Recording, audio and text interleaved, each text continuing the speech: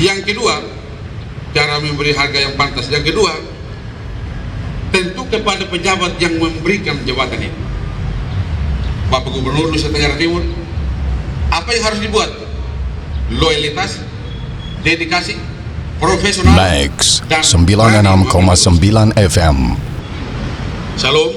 Shalom. Salve. Salve. Assalamualaikum warahmatullahi wabarakatuh. Waalaikumsalam. Om Swastiastu. Namo Buddhaya. Namo Buddhaya. Salam kebajikan. Salam kebajikan. Selamat pagi dan salam sejahtera untuk kita semua. Yang saya hormati para staf ahli Gubernur Nusa Tenggara Timur, yang sama saya hormati para asisten sekda Provinsi Nusa Tenggara Timur, para pimpinan perangkat daerah lingkup pemerintah Provinsi Nusa Tenggara Timur, Bapak Ibu aparatur sipil negara, singkatnya seluruh peserta apel pagi hari ini yang saya hormati dan saya banggakan. Pertama-tama marilah kita panjatkan puji dan syukur kehadirat Tuhan Yang Maha Kuasa. Oleh karena penyertaan Tuhan pada pagi hari ini kita dapat bertemu di tempat ini. Untuk pertama kalinya saya mengambil apel di hadapan Bapak dan Ibu semua. Bapak Ibu sekalian yang saya hormati dan saya banggakan, sebagai orang yang baru masuk di lingkup Pemprov NTT, ya Sumba Timur juga masuk bagian dari Pemprov NTT, tapi masuk lingkup perangkat daerah Pemprov NTT, maka layaknya lah saya juga harus memperkenalkan diri, siapa saya dan sebenarnya dari mana ke mana. Tapi kalau omong itu lama nanti, cukup perkenalan singkat. Nama saya seperti yang kemarin didengar waktu pelantikan dan seperti di media, Domu Warandoi SHMSI. Bapak Ibu sekalian, kalau mau bicara jujur di hadapan Bapak dan Ibu, tidak pernah terpikirkan hari ini harus berdiri di hadapan Bapak Ibu semua pegawai Pemprov lingkup Provinsi Nusa Tenggara Timur. Dan ini saya sudah pernah katakan waktu saya sambutan pertama di rumah dinas acara pemerintah waktu itu. Saya tidak pernah membayangkan. Kenapa tidak pernah membayangkan? Sejak 96 saya pulang, 4 tahun jadi staf, saya diberi tanggung jawab jadi camat di wilayah selatan. Modal sepeda motor JP selama 4 tahun jadi camat. Kemudian turun di kota, tahun 2003 sekretaris KPU dan seterusnya sampai kepada sekretaris daerah. Pikiran saya bahwa itu sudah jabatan puncak saya. Bapak Ibu, kalau Tuhan berkata lain, tidak ada orang yang menolak, siapapun kita. Karena kehendak Tuhan sajalah saya ada di hadapan dari Bapak dan Ibu semuanya. Karena itu saya pernah katakan di rumah dinas, sehubungan dengan saya tidak pernah memikirkan ini, maka saya harus memberi harga yang pantas atas jabatan yang saya terima ini. Harga yang pantas seperti apa? Waktu sumpah itu tangan di atas Alkitab, jari dua hadapan Tuhan. Ada 8 sumpah, selain disaksikan oleh semua yang hadir, juga disaksikan oleh Tuhan Yang Maha Kuasa. Karena itu saya harus bertanggungjawabkan kepada Tuhan, yang karena berkatnya lah lewat tangan Pak Gubernur Nusa Tenggara Timur yang mengusulkan saya dan Presiden menetapkan saya menjadi sekda Provinsi Nusa Tenggara Timur. Yang kedua, cara memberi harga yang pantas. Yang kedua, tentu kepada pejabat yang memberikan jabatan ini. Bapak Gubernur Nusa Tenggara Timur, apa yang harus dibuat? Loyalitas, dedikasi, profesional, dan berani mengambil keputusan. Bapak Ibu sekalian, tidak ada kata lain yang namanya pejabat struktural. Mulai dari JPT, Pratama, administrator, pengawas, yang mendapat jabatan harus dipahami bahwa jabatan itu bukan hak ASN. Sekali lagi, jabatan bukan hak ASN. Jabatan adalah kepercayaan pimpinan, dan sepanjang jabatan itu tidak dipercayakan lagi kepada kita, pimpinan mencabutnya, hormat penuh diberikan. Karena itu Bapak Ibu sekalian, tentu saya harus mempertanggungjawabkan kepada Tuhan dan kepada Bapak Gubernur yang memberikan jabatan itu. Cara mempertanggungjawabkan saya katakan tadi. Wujud itu Bapak Ibu sekalian, saya masuk hari pertama langsung rapat dengan para asisten, staf ahli. Waktu itu ada satu yang hadir, dua ada tugas luar, kepala biro, kabak, dan ada kesubag dan ada pejabat fungsional. Apa yang saya katakan pada waktu itu? Saya katakan begini, saya tidak mau tanya kerja yang lalu itu macam apa. Kenapa? Tentu saja di bawah kepemimpinan senior saya itu sudah mengendalikan, sudah mengkoordinasikan tugas-tugas terkait dengan penyusunan kebijakan, pengordinasian administrasi pelaksanaan tugas perangkat daerah dan pelayanan administratif lainnya dalam rangka membantu kepala daerah dan wakil kepala daerah, sehingga saya dapatkan NTT, Pemprov NTT hari ini seperti ini dalam kondisi yang menurut saya sudah berjalan dengan baik. Saya tidak katakan yang lalu apakah seperti itu, tidak. Tetapi yang saya mau saya katakan, marilah kita tahu posisi, duduk pada jabatan seperti yang dipercayakan kepada kita, tahu tupoksi, dan apabila keluar itu saya tegur. Itu pernyataan saya. Kenapa saya tegur? Tugas saya untuk mensinkronkan, mengkolaborasikan, mengkoordinasikan, karena itulah tugas sekretaris daerah. Dan saya sendiri tahu bahwa tugas sekretaris daerah adalah membantu kepala daerah dalam penyusunan kebijakan dan pengkoordinasian administrasi pelaksanaan tugas-tugas perangkat daerah dan pelayanan administratif lainnya. Karena tidak mungkin sekali-sekali sekda bertindak sebagai wakil gubernur dan gubernur tidak akan.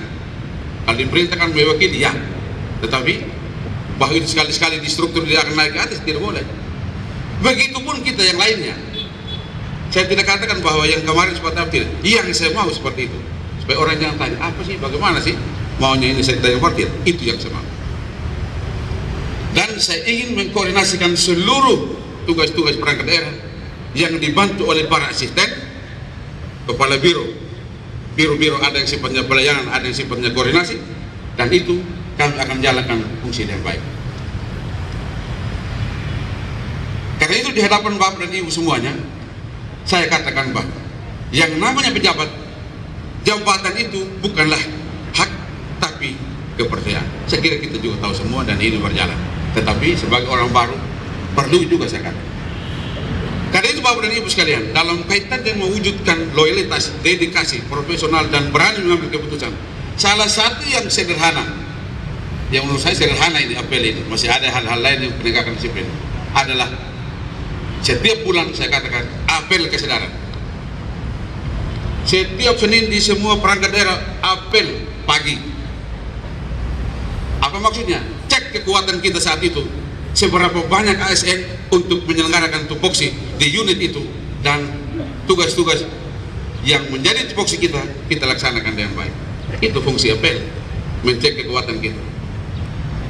Oleh karena itu saya katakan bahwa di Setda ini seluruh yang satu atap tiap Senin kita apel, tiap tanggal 17 gabungan.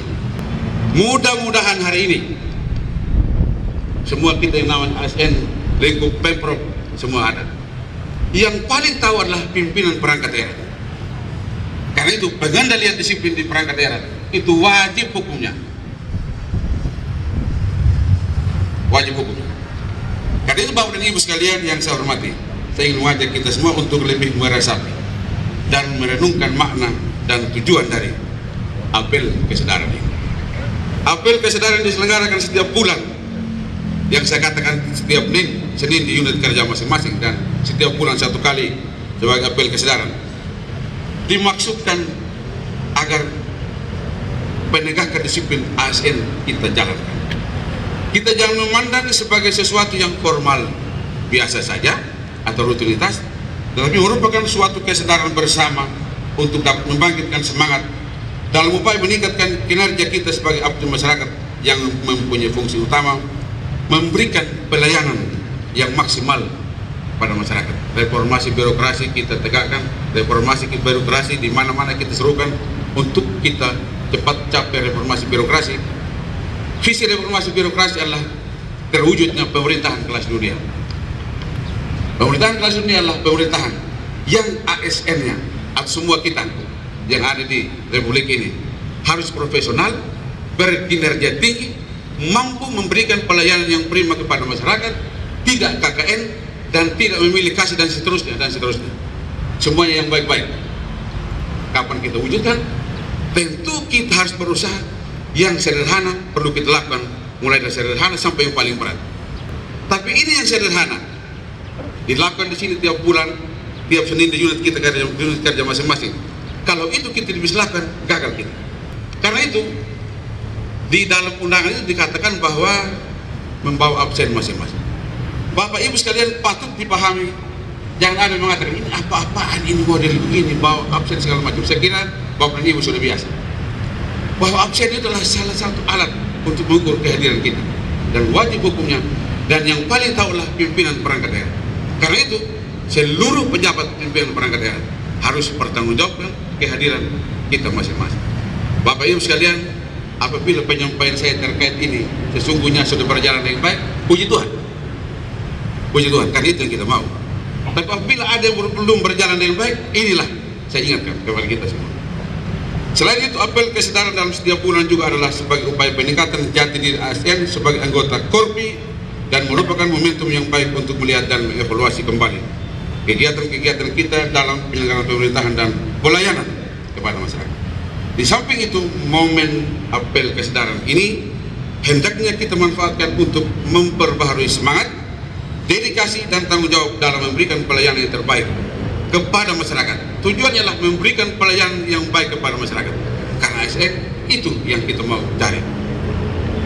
Saya mengajak seluruh ASN agar menanamkan motivasi kerja yang sungguh-sungguh dalam diri masing-masing dan terpatri komitmen untuk selalu melakukan yang terbaik bagi kepentingan rakyat, disertai peningkatan disiplin dan profesionalisme untuk mencapai kinerja yang telah ditetapkan. Bapak Ibu sekalian, sekedar mengingatkan saja, disiplin itu apa? Kesanggupan ASN, ASN kan PNS dan P3K, kesanggupan ASN untuk mentaati kewajiban dan tidak melakukan larangan yang ditentukan oleh aturan. Itu namanya disiplin. Jadi kalau diwajibkan begini, ikut, dilarang yang ini, jangan justru mau melakukan yang dilarang, yang diwajibkan tidak dilakukan, justru yang dilarang dilakukan. Itu salah. Tetapi kalau saya sampaikan ini, wajib hukumnya saya katakan itu. Kalau sudah berjalan dengan baik, bagus. Kalau belum, ini kita ingatkan sekali lagi, disiplin adalah kesanggupan ASN untuk mentaati kewajiban dan tidak melakukan larangan. Bapak Ibu sekalian, berdasarkan data disiplin aparatur sipil negara selama 3 tahun di Pemprov NTT, terakhir sejak tahun 2019 sampai saat ini telah terjadi penurunan pelanggaran disiplin. Puji Tuhan, terjadi penurunan. Mudah-mudahan turun terus dan perakhirnya sampai 0 yang pelanggaran dalam setiap tahun yang dilakukan oleh ASN, sehingga berdampak pada peningkatan yang signifikan terkait kesadaran aparatur terhadap disiplin masuk kerja dan mentaati ketentuan jam kerja. Namun masih terdapat pelanggaran-pelanggaran disiplin lain yang berkaitan dengan moralitas ASN dan penyalahgunaan wewenang yang berdampak pada penjatuhan hukuman disiplin tingkat berat sampai pada pemberhentian sebagai pegawai negeri sipil. Bapak Ibu sekalian, kita bicara disiplin itu apa tadi? Pelanggaran disiplin. Pelanggaran disiplin adalah setiap ucapan, tulisan atau perbuatan ASN yang tidak mentaati kewajiban atau melanggar aturan, baik dilakukan di dalam maupun di luar jam kerja. Kalau begitu, ASN ini dipantau terus, dia memilih lahan ASN siap untuk diatur. Sebagai refleksi saja untuk kita ingat bahwa ada data penjatuhan hukuman disiplin. Yang pertama, penundaan kenaikan gaji berkala selama 1 tahun itu 2019 ada 1, 2024, 2021 1. Diharapkan 2022 ini jangan ada. Jangan ada. Mudah-mudahan yang kemarin sebelum saya masuk, kalau sudah ada mudah-mudahan itu jangan ada. Setelah saya omong ini, mudah-mudahan ini jangan. Artinya jangan ada pelanggaran. Penundaan kenaikan pangkat selama 1 tahun 2019 1, 2021 tidak ada, 2022 mudah-mudahan tidak ada. Yang berikut, penurunan pangkat setingkat lebih rendah selama 1 tahun 2019 tidak ada, 2022, 2021 tidak ada, 2022 saya katakan saya tidak ada, mudah-mudahan. Yang berikut, penurunan pangkat setingkat lebih rendah selama 3 tahun. 2019 3 orang, 2021 naik lagi 5, 1, 3, 1 naik lagi. Mudah-mudahan ini 0 dan seterusnya. Kemudian pemindahan dalam rangka penurunan jabatan setingkat lebih rendah tidak ada. Pembebasan dari jabatan 1, 2020, 2019 tidak ada, 2021 tidak ada. Yang berikut, pemberhentian dengan hormat tidak atas permintaan sendiri sebagai ASN. 2019 6, 2020 4, 2021 8, 6, 4, 8 naik lagi. Yang berikut, pemberhentian tidak dengan hormat sebagai pegawai negeri sipil. 2019 1, 2020 tidak ada, dan 2021 tidak ada, dan mudah-mudahan seterusnya tidak ada. Bapak Ibu dan hadirin sekalian yang saya hormati, di era reformasi saat ini, masyarakat menaruh harapan yang besar terhadap pelayanan yang efisien, jujur, dan cepat. Semua itu dapat diwujudkan manakala kita mampu menyesuaikan diri dengan perubahan-perubahan yang ada. Oleh karena itu, seluruh ASN diminta untuk melakukan terobosan-terobosan atau inovasi-inovasi yang berkaitan dengan tugas pokok dan fungsinya masing-masing dalam rangka peningkatan pemberian pelayanan kepada masyarakat. Untuk apa kita inovasi-inovasi? Saya kira tujuannya adalah untuk memberikan pelayanan yang prima kepada masyarakat sebagai sisi dari reformasi birokrasi. Selain itu, dengan berlakunya PP 94 2021 tentang disiplin pegawai negeri sipil, maka seluruh ASN diminta untuk lebih mawas diri dan disiplin dalam bekerja, mentaati jam kerja, menjaga kewibawaan aparatur sipil negara, serta mentaati kewajiban dan menjauhi larangan. Seperti saya katakan tadi, taat yang diwajibkan, jauhi yang dilarang. Jangan dekatkan yang dilarang, justru melakukan yang dilarang, lalu yang kewajiban tidak dilakukan. Jangan begitu, sebaliknya. Tidak dapat dipungkiri bahwa belum semua pegawai negeri sipil mentaati ketentuan tersebut. Ya, kita akui bahwa tidak semuanya. Karena itu, yang namanya manusia omong hari ini, sebentar baru belakang lupa juga. Tapi yang namanya pimpinan wajib hukumnya untuk mengingatkan bahwa antara lain ketentuan masuk kerja dan mentaati jam kerja. Pegawai negeri sipil tidak masuk kerja tanpa alasan yang sah, tentu akan berdampak terhadap berkurangnya kinerja pelayanan kepada masyarakat. Masih sering dijumpai keberadaan pegawai negeri sipil di tempat-tempat umum pada saat jam kerja. Hal tersebut tentunya akan mengakibatkan kerugian negara yang telah mengeluarkan anggaran untuk membayar gaji setiap bulannya, sementara kontribusi pekerjaan pada negara dan masyarakat tidak bisa diberikan.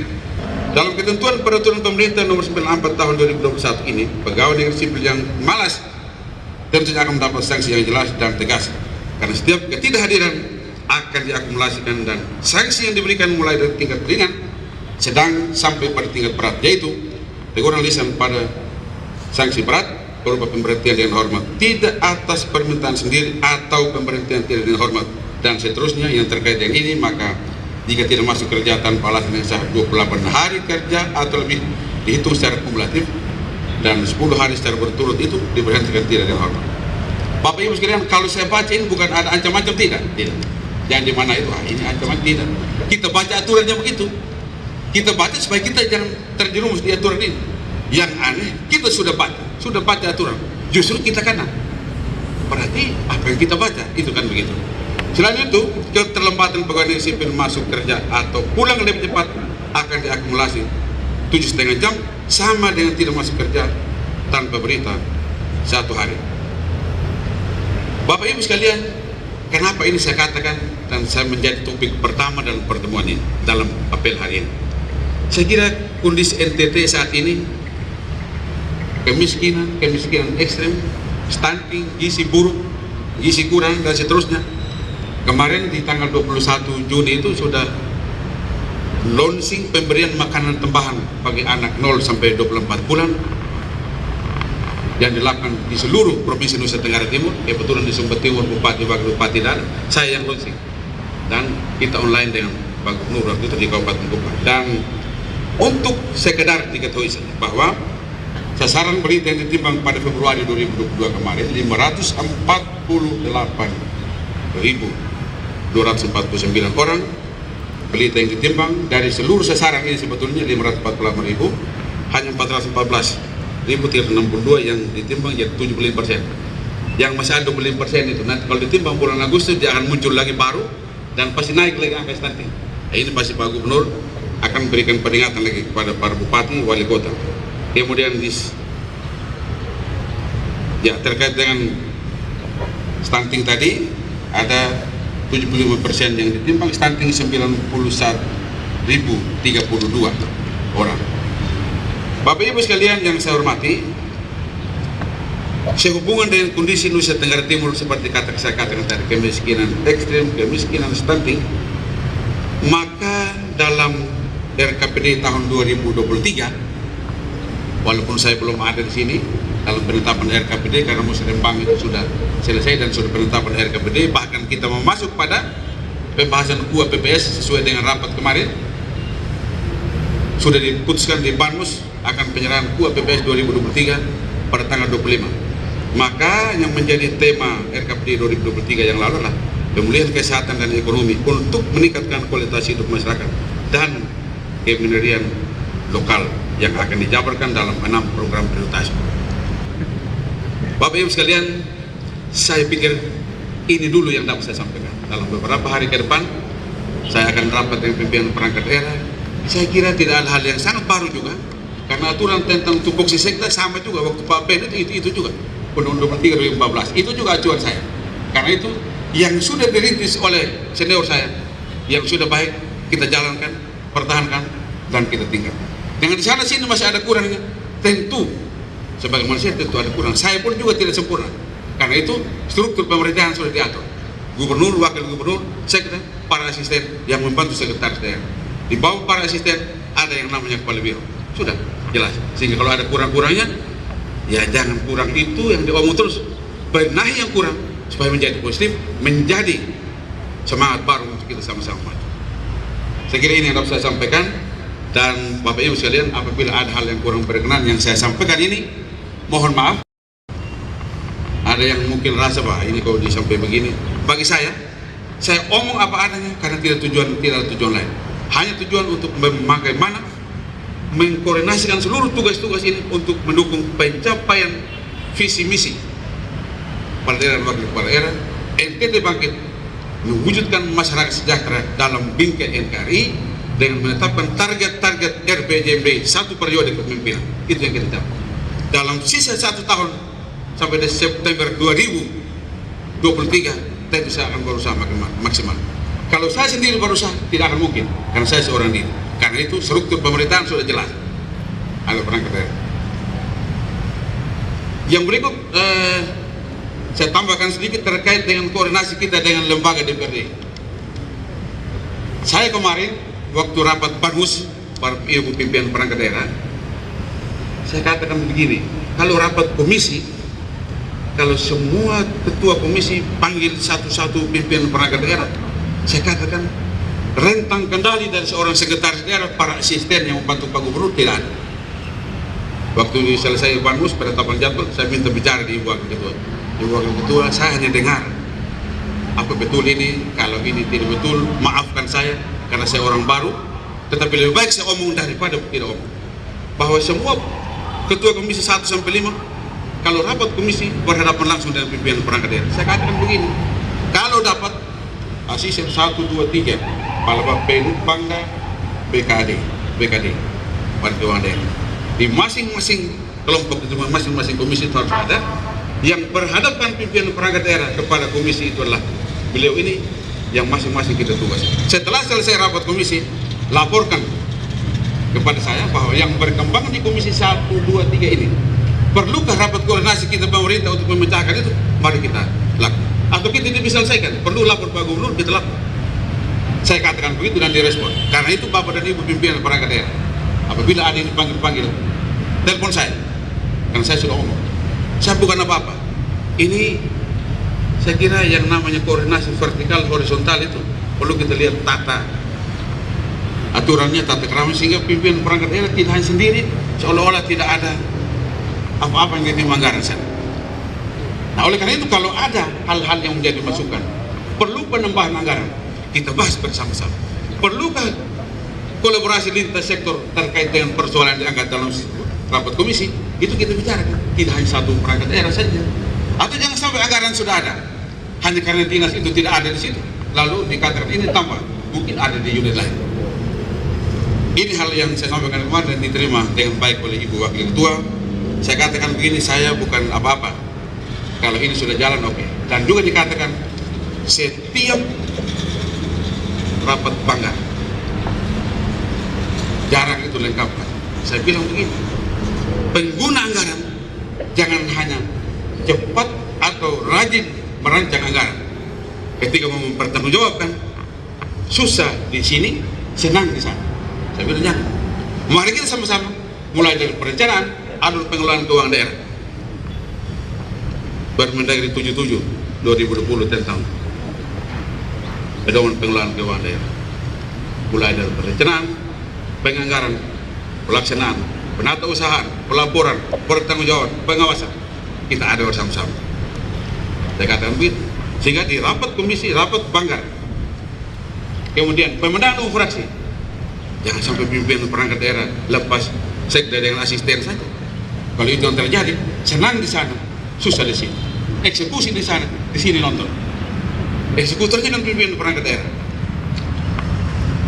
Bapak Ibu sekalian, mohon maaf kalau agak lama, itulah pertemuan pertama. Dan atas seluruh perhatiannya, saya ucapkan terima kasih. Terima kasih Ibu Kepala BKD. Karena ini terima kasih banyak. Begitu saya rencanakan apel, beliau langsung, ya kita buat surat. Terima kasih. Saya kira kebersamaan ini.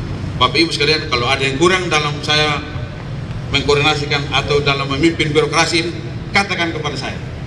Karena saya juga bukan segala-galanya yang saya bisa lakukan. Terima kasih. Salam. Salve. Wassalamualaikum warahmatullahi wabarakatuh. Om Santi Santi Santi Om. Namo Buddhaya. Max Salam kebajikan. 96,9 Salam sehat FM. untuk kita semuanya. Terima kasih.